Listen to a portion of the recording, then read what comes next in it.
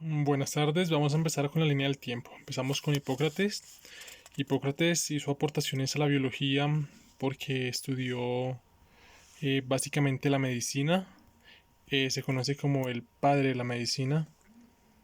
Él pues vivió entre los años 1400, qué pena, entre los años 460 a.C. y 370. Seguimos con Platón. Platón es conocido porque fundó la escuela. Sus principales aportaciones fue el pensamiento del origen de la vida. Vivió entre los años 427 a.C. y 347. Aristóteles vivió entre los años 384 a.C. y 322. Sus aportaciones en la biología son básicamente fundador de la lógica y de la biología como tal. A él se le acredita la primera clasificación de, de la naturaleza.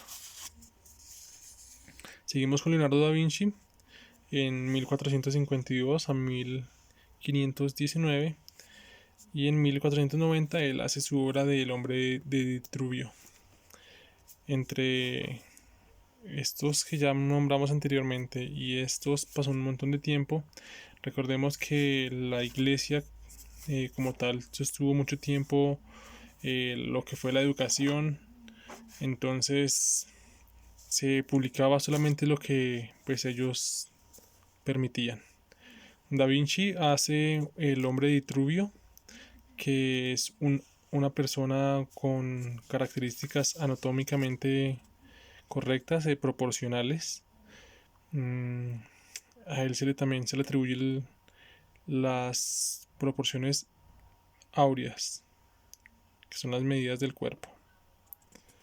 Pasamos a Andrea Berzelius en 1514 a 1564 fue lo que vivió. En 1543 publica un libro, básicamente de anatomía, en La fábrica humana se llama.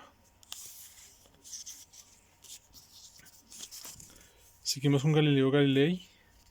Galileo se le conoce como el creador del método científico. Esa fue como su principal aportación. En 1564-1642 fue su vida, y la publicación la hace en 1610.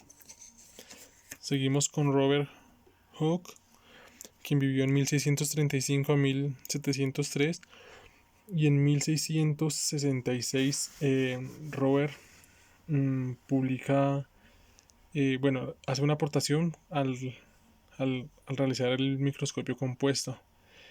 Él hace también una publicación de micrografía en donde él describe por primera vez lo que es la célula, ya que hizo cortes a un corcho y pudo ver pues las células vegetales.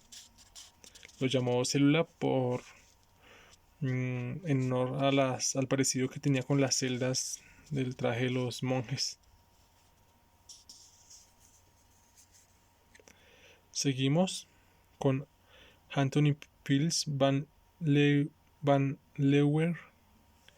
Vivió en 1632 a 1723, y en 1675 él realiza una publicaciones sobre un microscopio que él también desarrolla más sofisticado, en donde ya se pueden observar microorganismos del agua.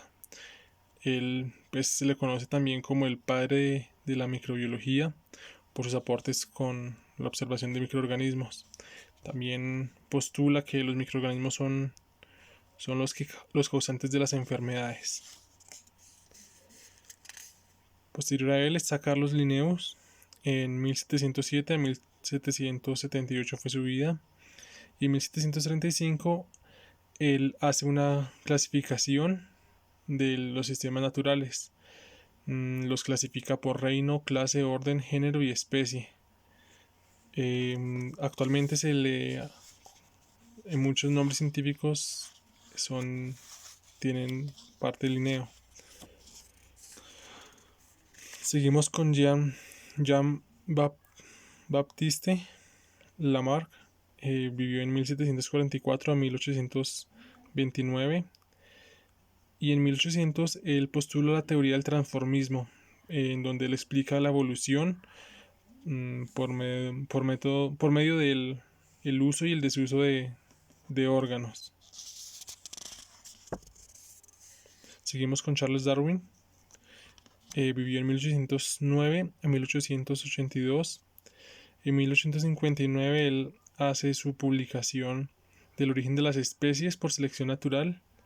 Él básicamente postula que las especies se originan por selección natural y es muy conocido por sus estudios en la isla de Galápagos. Seguimos con Louis Pasteur, del No tengo imagen. Vivió en 1822 a 1895 y en 1864 hizo un gran aporte al descubrir que los microorganismos podían desaparecer, y a él se le conoce pues el método de pasteurización, que es la eliminación de microorganismos. A él también se le atribuye la caída de la teoría de la generación espontánea, ya que pues en sus experimentos pudo determinar que si trabajamos en un medio inocuo, pues no hay aparición de microorganismos. Seguimos con Gregor Mendel, 1822 a 1884. En 1866 hace una publicación que se llama hibridación vegetal. Él se le conoce como el padre de la genética. Trabajó con guisantes o chicheros, arvejas, hizo cruces y vio pues la herencia de caracteres. Alexander Oparin. Bueno, Oparin es el que postula la teoría físico-química del origen de la vida a partir de los elementos de la atmósfera. Entonces él postula que se generó la vida a partir de lo que ya había. Seguimos con Hans Adolf Krebs, 1900 a 1981. Él postula el ciclo de Krebs, que es un ciclo que proporciona energía que ocurre en la mitocondria. Este es un aporte muy importante en la biología molecular. Luego seguimos con James Watson y Francis Crick. James Watson nació en 1928, vive hasta ahora, y Francis en 1916 y murió en el 2004. En 1953 ellos postulan una versión del ADN de doble hélice.